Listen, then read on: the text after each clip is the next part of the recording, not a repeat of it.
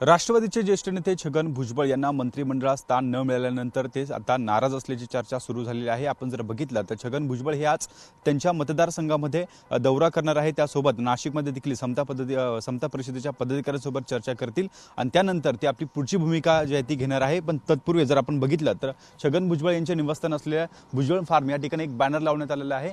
साहेब आम्ही सदैव तुमच्या सोबत असा आशय या बॅनरवर आपल्याला पाहायला मिळतोय। त्यामुळे हे बॅनर अनेक काही गोष्टी आहेत ते सांगून जात आहे। आपण जर बघितलं या ठिकाणी भुजबळ समर्थकांकडून हा बॅनर लावण्यात आलेला आहे आणि या ठिकाणी छगन भुजबळ त्यासोबत समीर भुजबळ, पंकज भुजबळ आणि दिलीप खैरे यांचा हा फोटो या बॅनरवर पाहायला मिळतोय। त्यामुळे आता छगन भुजबळ नेमकी कार्यकर्त्यांशी चर्चा करून नेमका काय निर्णय घेणार याकडे आता सर्वांचं लक्ष लागून आहे।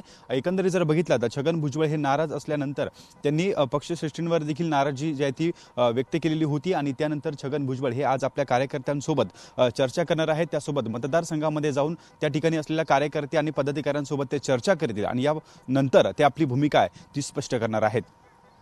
कॅमेरामन किरण कटरेसह शुभम बोडके, एबीपी माझा, नाशिक। एबीपी माझा, उघडा डोळे बघा नीट।